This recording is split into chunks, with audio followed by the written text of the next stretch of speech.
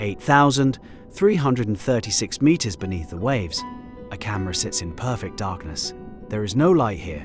The water barely registers above freezing, and bearing down on every square centimeter of this machine is a pressure roughly equivalent to the weight of a small car.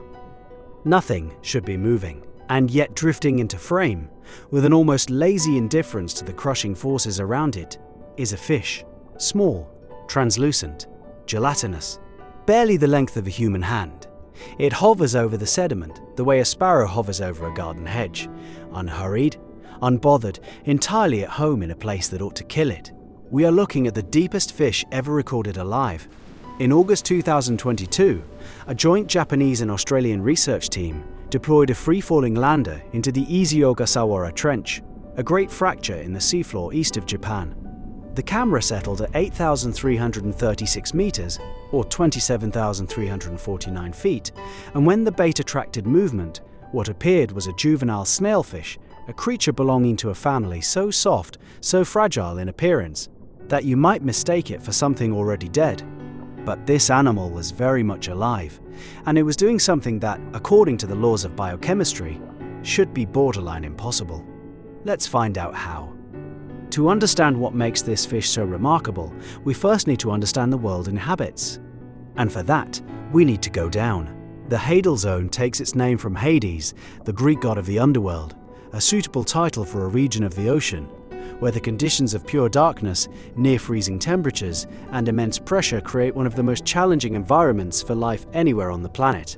It begins at around 6,000 meters, or 19,685 feet, where the seafloor drops away from the abyssal plain into long, narrow V-shaped trenches carved by the grinding collision of tectonic plates. One slab of the Earth's crust forced beneath another, creating fractures so deep they plunge to nearly 11,000 meters, or 36,000 feet below the surface. There are 46 of these trenches scattered across the world's oceans. Combined, they occupy less than 0.25% of the total seafloor. And yet they account for over 40% of the ocean's entire depth range. Put another way, the Hadal zone takes up almost no space at all, but it is vast in its extremity. Down here, the pressure increases by roughly 1 atmosphere for every 10 meters of descent. At the upper boundary of the Hadal zone, that's already 600 atmospheres, 600 times the pressure we feel walking about on land. At the bottom of the Challenger Deep in the Mariana Trench, the deepest point on Earth, it exceeds 1,100. To put that in perspective, imagine the point of the Eiffel Tower resting on the tip of your big toe. That's roughly what 1,000 atmospheres feels like per square centimeter. At these depths, swim bladders, those gas-filled organs that most fish use to control their buoyancy, would be crushed flat. Calcium carbonate, the mineral building block of shells, bones, and exoskeletons, dissolves more readily in cold, pressurized water, weakening the armour of any creature that depends on it. And perhaps most critically, the proteins inside living cells, the molecular workhorses that drive virtually every biological process, begin to denature. Their carefully folded three-dimensional structures buckle and distort as the sheer force of the water pushes molecules into places they were never meant to go. For most of the ocean's inhabitants, the Hadal zone is simply off limits, but not for all of them. Between 6,000 and 8,000 meters, life in the Hadal zone is not merely present, it is surprisingly busy. Grenadiers, long-tailed, hollow-eyed fish of the family Macrouridae, sometimes called rat eels, patrol the upper reaches of the trenches with slow sweeping movements, drawn by the scent of carrion drifting down from above. Cusk eels, elongated and pale, glide just above the sediment. They are among the few fish with functional swim bladders at these depths, a feat made possible by filling the bladder not with gas but with fat and wax, substances far less compressible than air. And then there are the sea cucumbers. Holothurians, the class to which sea cucumbers belong, are some of the most abundant creatures in the deep ocean. And in the Hadal trenches, they appear in numbers that have genuinely surprised researchers.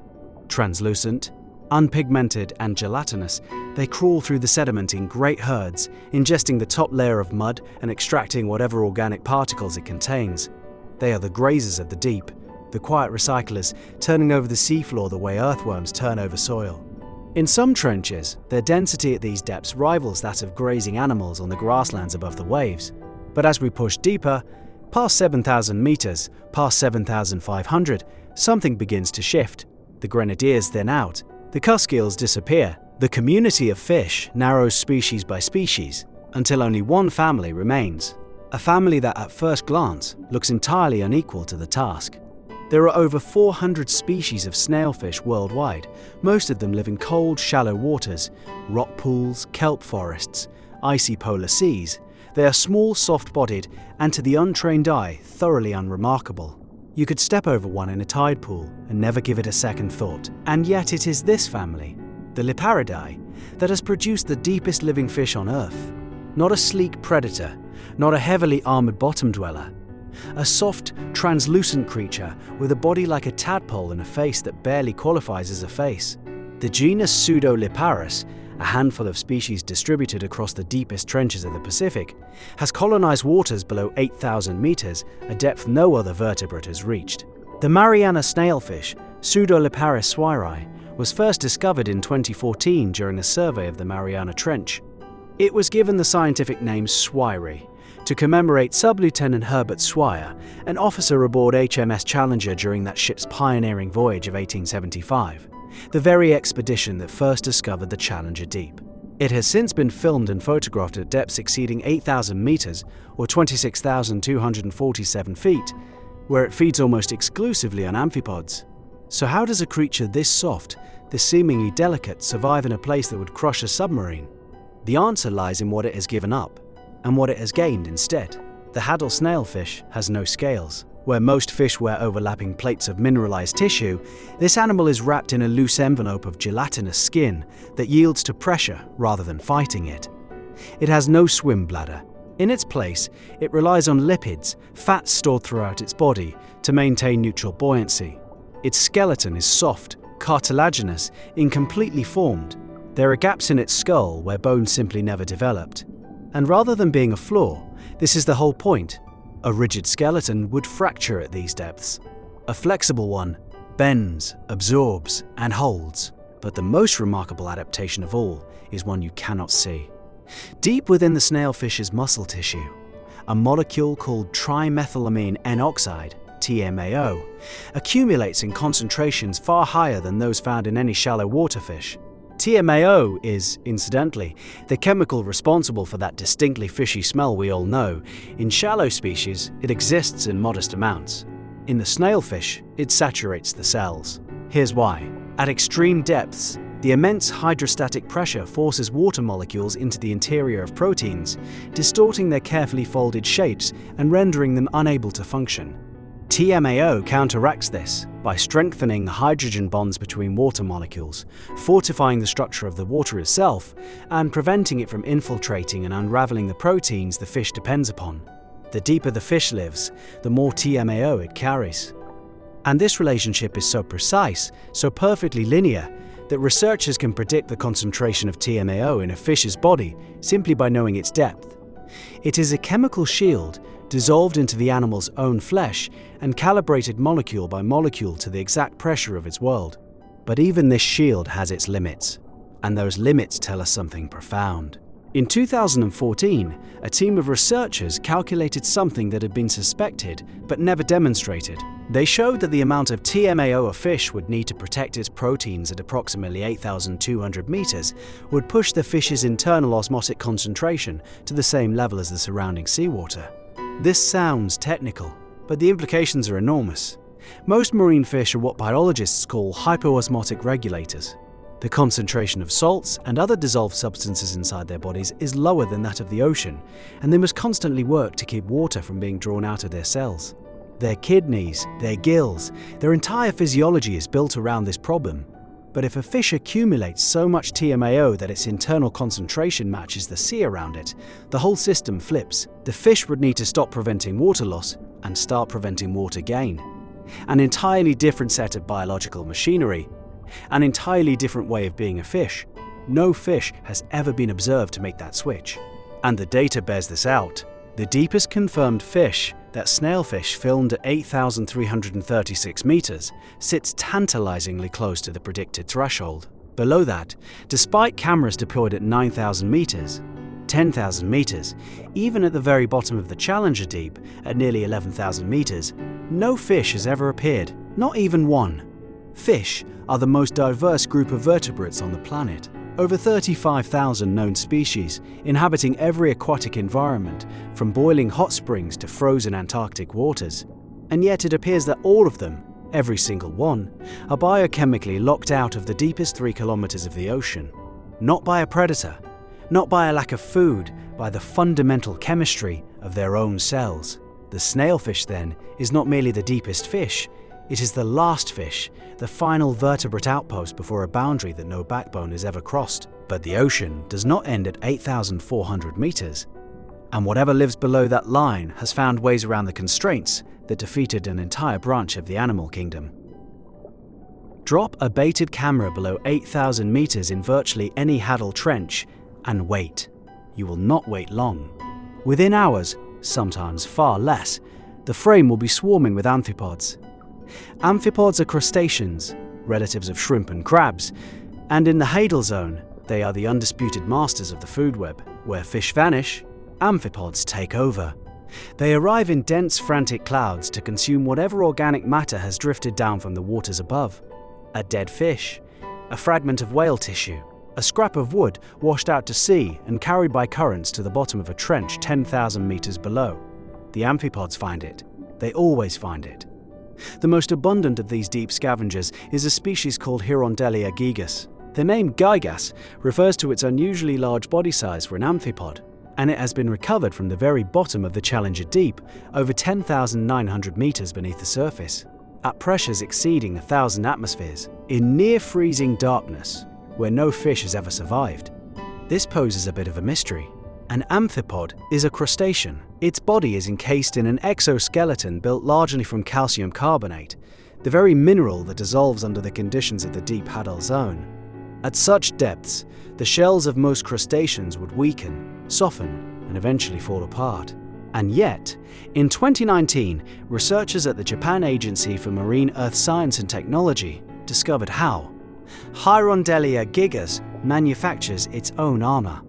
Out of aluminium, the amphipod ingests sediment from the trench floor. Sediment that, while poor in many resources, is rich in aluminium compounds. Using a chemical called gluconic acid, it extracts aluminium ions from this material. In the alkaline conditions of deep seawater, those ions transform into a gel of aluminium hydroxide, which coats the outer surface of the amphipod's exoskeleton in a thin, protective layer. This aluminium gel doesn't replace the calcium carbonate beneath. It shields it.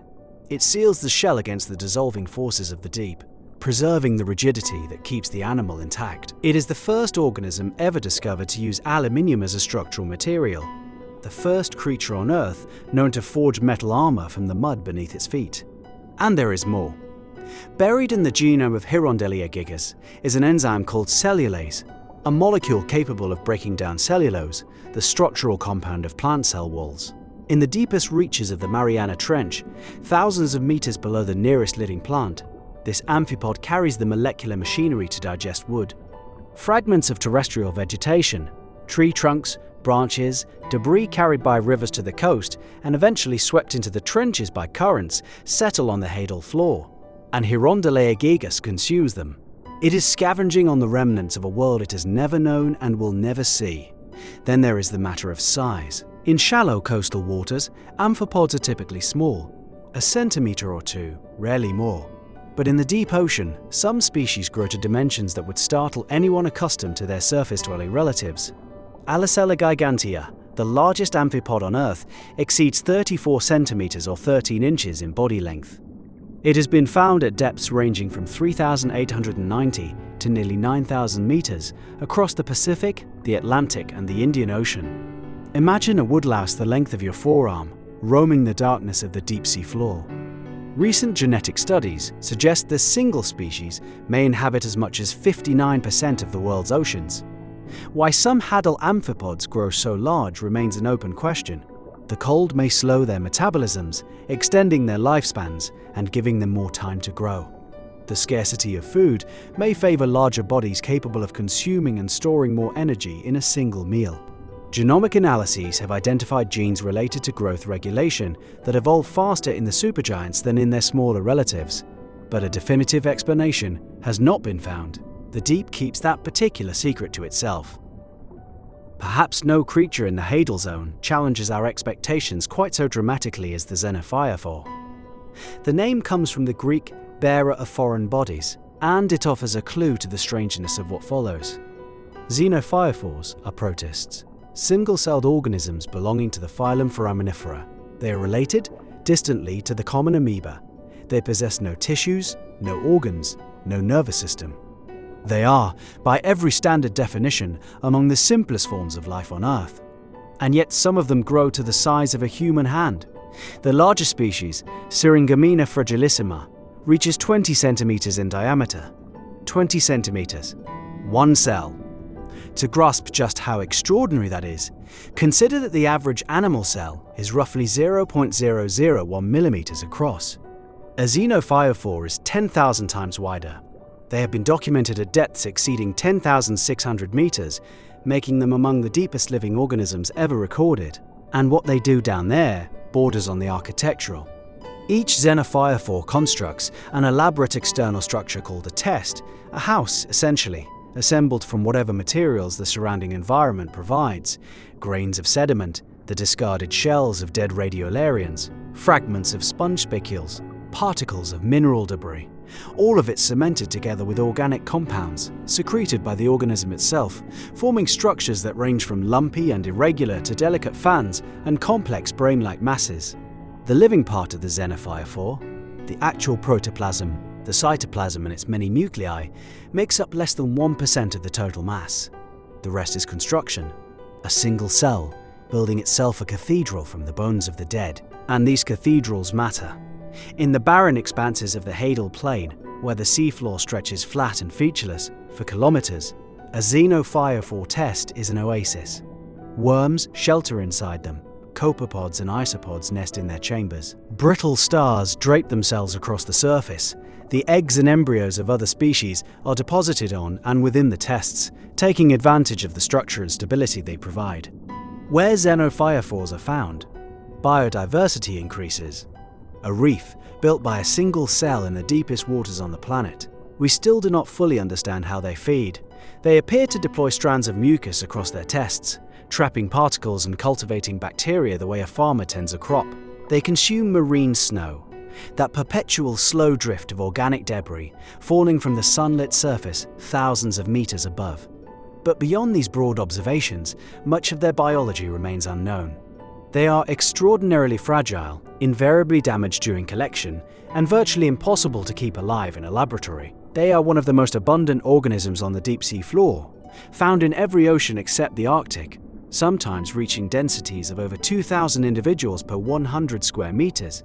And yet we know almost nothing about the way they live, reproduce, or die. Let us take a step back. We have spoken about snailfish and amphipods, and xenophyophores as though they represent the full picture of Hadal life. They do not.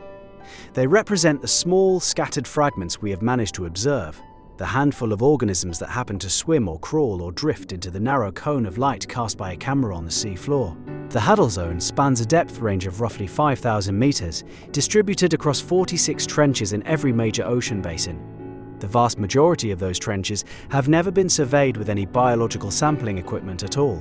We have dropped cameras and lambdas into a few: the Mariana, the Kermadec, the Japan, the Izu-Ogasawara, the Tonga, the Puerto Rico, and from those few expeditions, we have assembled nearly everything we know about life at these depths. It is a bit like studying the forests of the entire world by examining 6 trees. As of recent surveys, just over 400 species have been formally described from Hadal depths. Many are endemic, found in a single trench and nowhere else on Earth. The trenches, separated from one another by thousands of kilometers of abyssal plain, function as biological islands, isolated habitats where evolution has been running its own experiments for millions of years. What inhabits the Mariana Trench may bear no resemblance to whatever lives in the Kermadec. What thrives in the Java Trench may be entirely unknown to science. And then there are the trench walls. Most of our sampling takes place at the very bottom, the deepest, flattest point where landers naturally settle. But the walls of these trenches are steep, descending through a gradient of pressures and temperatures that creates a different habitat at every depth. The biology of those walls is almost entirely unexplored.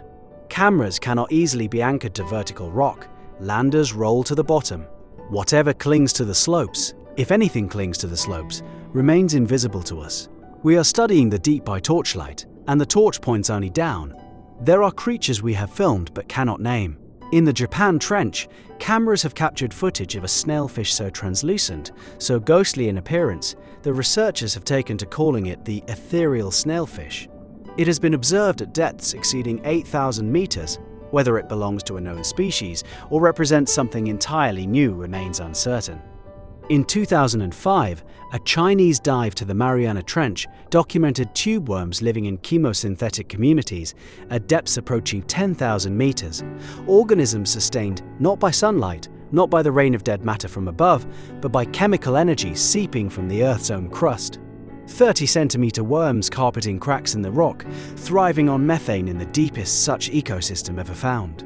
And at the very bottom of the Challenger Deep, where Pickard and Walsh first descended in 1960 and thought they saw flatfish on the sea floor, a claim now widely believed to have been a misidentified sea cucumber, there is still the open question of what else might be down there. Below the cameras, below the landers, below the deepest submersible dive.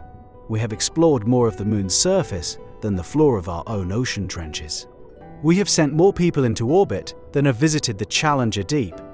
The Hadal Zone, a place on our own planet, beneath water we sail across every day, remains more foreign to us than the surface of Mars. There is a temptation when we talk about the deep ocean to describe its inhabitants in terms of what they lack.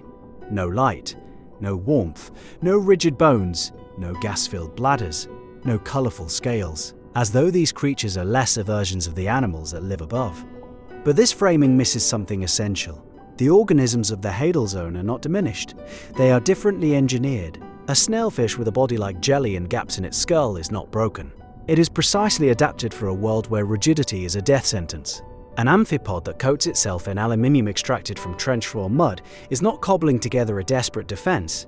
It is executing a biochemical strategy of extraordinary specificity. And a single cell that grows to the size of a grapefruit, constructs a home from the shells of the dead, cultivates bacteria for food, and harbors an entire community of animals within its walls, is not primitive. It is an ecosystem. What unsettles us about the Hadal Zone is not that it is empty, it is that it is full. Full of life we did not predict, operating through mechanisms we did not imagine, in forms that challenge assumptions we did not even know we held. Every expedition returns with something unexpected. Every camera deployment reveals a species, a behavior, or a relationship that was not in the models. The deep does not conform to our expectations, it rewrites them. 8,000 meters down, a fish drifts through water that has never known light. Its body is soft, its bones barely formed, its cells saturated with a molecule that smells of the sea. It eats amphipods when it can find them, and endures when it cannot. It does not know that it is the deepest living vertebrate on the planet. It does not know that it is pressing against a boundary that no fish has ever crossed. It simply lives. Below it, the trench falls away for another 3,000 meters. Into darkness we have scarcely touched, into pressures we can barely replicate, into a silence so complete that the only sounds are the faint shifting of rock under the weight of the world above.